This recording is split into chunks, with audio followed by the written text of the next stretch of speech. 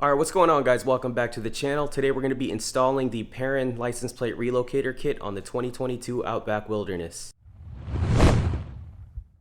First and foremost, I wanted to say thank you to everyone who watches the videos. I know that the Outback doesn't get as much traction as my WRX out there, but you know, I'm trying something new and I wanted to mainly just do these install videos for the Wilderness just because it is still a new platform, relatively new. I know Outbacks have been around forever, but the Wilderness is kind of a new thing. Thought it would be fun to just do a few install videos on this thing and just show you guys what I do to my cars. So with that said, let's go ahead and get started on today's install. It should be pretty quick. All right, so hopefully you guys have a good visual on this. Let's go ahead and unbox it.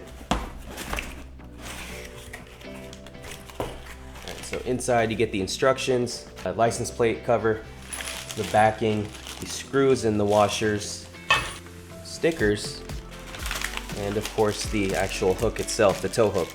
Alright, so in the kit there's anti-seize, 6 washers, the bigger ones is 4 smaller washers, Allen bolts, there's 4 of them, the bolt for the tow hook itself, and then the backing plate.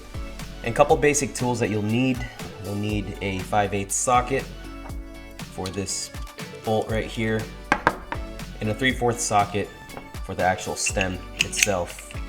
And then also just a torque wrench, and then a plastic prying tool or a screwdriver, and then a rag. I prefer using the pry tool to avoid any scratches. That should be all that we'll need to get this thing installed. So let's go ahead and get started. So you may have noticed that the other side is already pried off. I chose to do the driver's side. To be honest, I prefer it to be in the middle, but I didn't want the dealer to make any holes on the bumper, and so now we're here.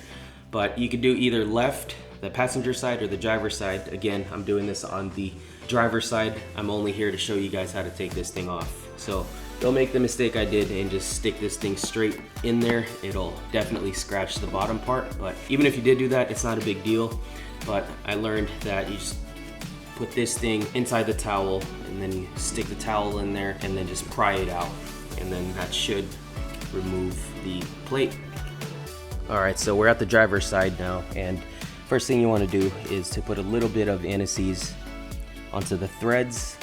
Not too much, just a little bit. That's even a little too much, but it'll be alright. So next is to just carefully put it through that hole.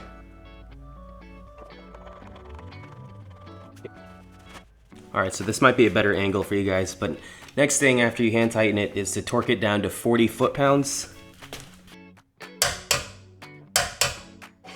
Alright, next up you want to install this guy right here, and I did want to mention that it looks like the newer styles are smooth, whereas the older ones are wrinkle black. Either or, I mean, I kind of like the older ones better, but it all functions the same. So next thing is to get this guy mounted on here. This is all personal preference, how you want this to be installed. I know you might think that you should install it this way, but if you did that, you can see the curvature right here, or the angle. If you did that and bolted it on there, it'll be too close to this part right here. I know they have spacers for that, which you can use and you should use, but for me, I am gonna install it this way. That way it has enough clearance over here and it's not touching anything on this side. So the narrower side is facing down. So you should use 1 washer for the back of the plate, and then as well as 1 in the front, and then use as many as you want from the kit just so you can get your preferred placement of this thing. But I'm just going to use 1 on each side. Get that bolt in there and then thread it on there by hand.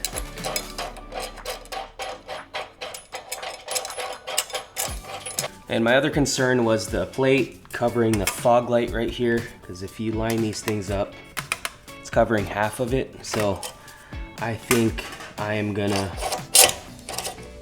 raise it up just a little bit, just so that fog light shines through with no issues. So after you have your placement, you're gonna want to torque it down to 20 foot-pounds.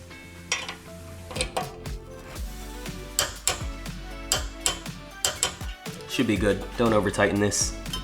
Alright, so the last thing to do is to get your plate on here using the Allen bolt and a washer. I'm gonna put this front clear cover on here.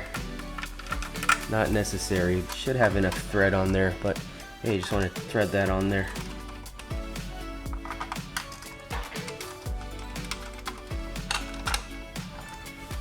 and use the supplied Allen key to tighten it down.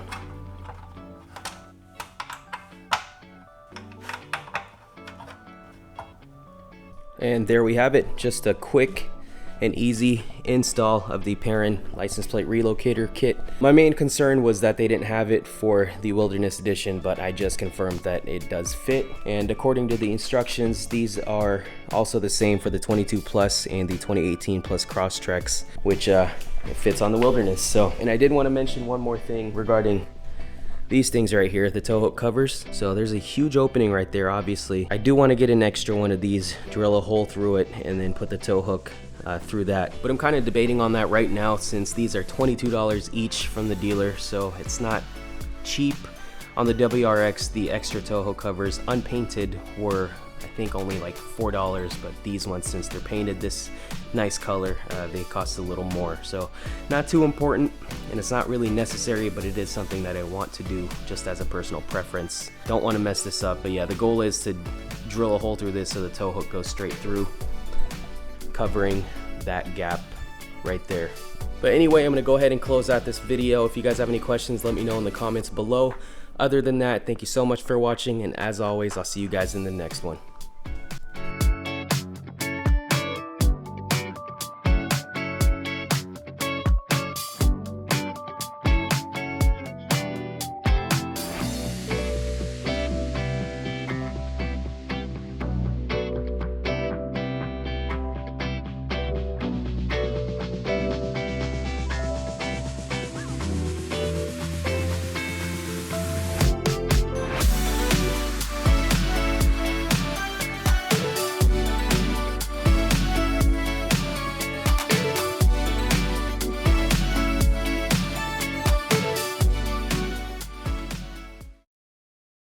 Okay, it's actually a couple days later, and I said I wasn't gonna do it, but I ended up buying another cover just so I have a spare, and I ended up drilling a hole through it and putting it on the back. Couldn't leave it alone. It's one of those things where you had to do it. I don't know if you guys can see that right there.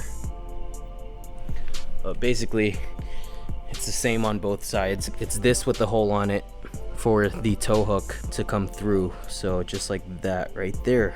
Like I said, I didn't have to get an extra one, but I figure if I ever want to take off the tow hook, I don't want to have a tow hook cover with the hole on it. So got this from the dealership. There's the part number if you're interested. I can't remember if the passenger side is B or C. I'm pretty sure it's B, but anyway, this is the tow hook cover. I didn't want to mess up on drilling the hole, but it was actually pretty easy.